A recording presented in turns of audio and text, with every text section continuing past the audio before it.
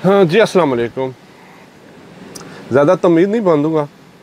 2 दिन से मैं इस पे 2 पहले वीडियो कर चुका हूँ इसी मसले पे।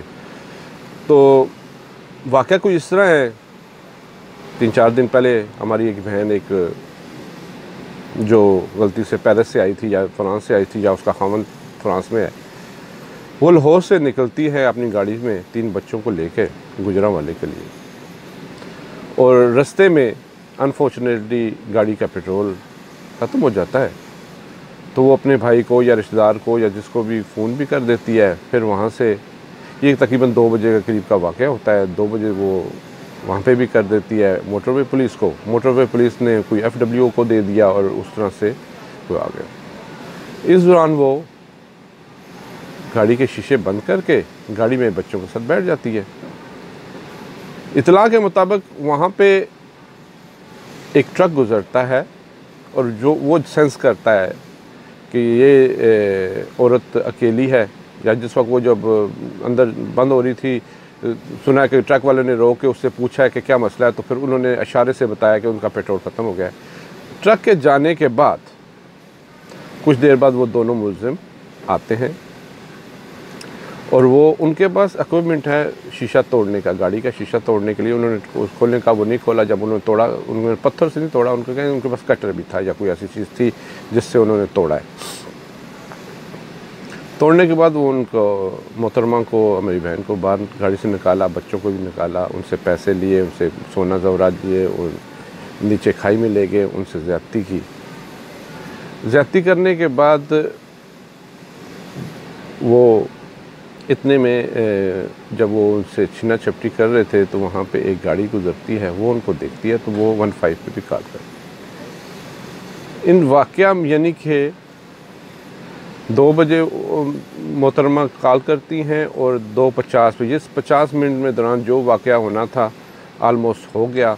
2:49 पे वो उस गाड़ी वाले ने उनको देखा, उन्होंने 15 पे किया और सुना 2:55 पे 15 वाले डॉल्फिन पहुंच गई थी। उन्होंने उनको रेस्क्यू किया जहाँ से भी, और फिर उनको घर भेजा। उनसे जो जैसे पुलिस को वहाँ से मवाद मिला, जैसे भी जो हुआ उसके लिए DNA के लिए लेबॉर्ट्री में भेजा गया। वहाँ पे आबद अली का पहले से वहाँ पे था नमूना मौजूद, तो वहाँ से मैच हो गया। फिर आबद अली की कालों से कोई जो इंफॉर्मेशन मिली, उसका एक वकारुल हसन है, वो भी ट्रेस हो गया। दोनों का मीडिया में आ गया। जनाब वज़ीर आला साहब, वज़ीर कानून साहब, वज़ीर इत्तलात साहब और IG साहब और कुछ लोग, पूरी आलमोस्ट पंजाब गवर्नमेंट तशरीफ़ लाती है, मीडिया पे प्रेस कॉन्फ्रेंस करती है और बताती है जी मुबारक हो, हमने बंदे को ट्रेस कर लिया है। ये है कि हम उनको गिरफ़्तार करने गए थे तो वो भाग गए। ये हमारे वज़ीर आला साहब मुबारकबाद देने आते हैं कि हम उनके पीछे गए थे उनके घर पर, क्योंकि मीडिया पे ये ख़बरें, उसके फ़ोटो चल गए थे, तो इसलिए वो भाग गए।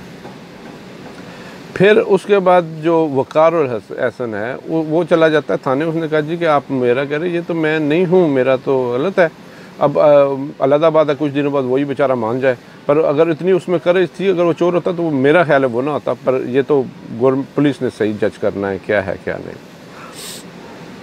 उस वाक़े के साथ मेन जो 3 असल में वाक़े अब जुड़ी हुई, एक वो इतना बुरा वाक़या होना, उसके बाद CCO साहब की बातें करना टीवी पे खामखा और बुरी स्टूपिड टाइप की बातें करना, और नंबर 3 इनकी प्रेस कॉन्फ्रेंस और मजाक कॉन्फ्रेंस, जिसको अभी फ़याज़ुल हसन चौहान साहब फरमाते हैं, पिंडी के मेरे, मैं इनको बहुत अच्छा जानता हूँ, कि ये जो है ना मिसमैनेज हो गया हमसे, जो है ना, इसलिए हमने कर लिया और हम पे दबाव था।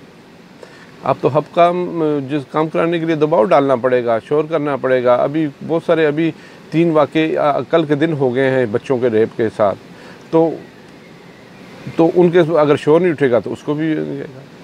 तो ये टोटल कारकर्दगी है हमारे जनाब पंजाब गवर्नमेंट की, पुलिस की, कि वहाँ पे जाते हैं, उनके घर छापे मारते हैं, उनको पहले पता हो जाता है, वो चले जाते हैं।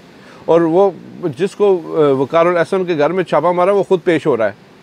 आप इनकी झूठ देख लें, या इनको पता ही नहीं है और प्रेस कॉन्फ्रेंस आ गए। इस सिर्फ शायद इस्लामाबाद से आर्डर आया होगा कि करो। तो ये हालात हैं।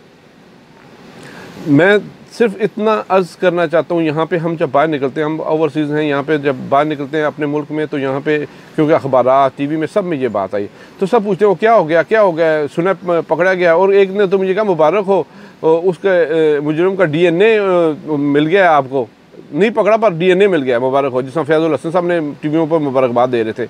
तो अब DNA जो मैच हुआ तो उस पर ही हम करते हैं पकड़ें या ना पकड़ें। तो बस मैं तो इन सब के लिए दुआ गोई हूँ, दुआई कर सकते हैं अगर इस किस्म के हुक्मरान हैं।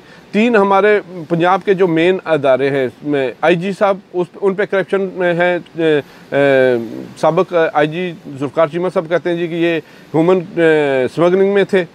अच्छा, एंटी करप्शन पे जो चेयरमैन हैं उन पे भी करप्शन का है और CCOPL लाहौर वो भी करप्ट हैं। तो मुझे बताएं फिर क्या होगा? आप कैसे कह सकते हैं कि अच्छाई होगी?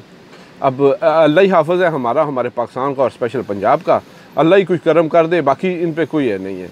तो मैं सियासी बात नहीं कर रहा, ये एक नॉर्मल पाकिस्तानी की आवाज़ है। मुझे कोई सरोकार नहीं है कौन क्या कर रहा है क्यों नहीं कर रहा है।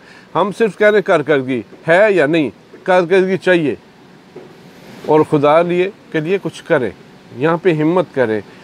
प्रेस कॉन्फ्रेंस तब करें जब कुछ कर लें, मुबारकबाद DNA पे ना दे। DNA तो आप ना भी आते तो DNA चला जाता तो हो जाता है, ये तो नॉर्मल एक प्रोसेस है। तो इसलिए मैं और हम तमाम ओवरसीज़ पाकिस्तानी हमारी इस गवर्नमेंट, इस पंजाब गवर्नमेंट के लिए दुआ गो हैं कि अल्लाह इनको अक्ल भी दे और इनको काम करने की तौफीक अता फरमाए, जो हमारे लिए कोई पाकिस्तानियों पंजाबियों के लिए बेहतर हो जाए या पूरे पाकिस्तान के लिए बेहतर हो जाए, जिसका इम्कान, क्योंकि नलायकों से काम नहीं हो सकता, नलायक हैं। और मैं इनको मजाक कॉन्फ्रेंस करने पर मुबारकबाद देता हूँ। अल्लाह हाफ़िज़।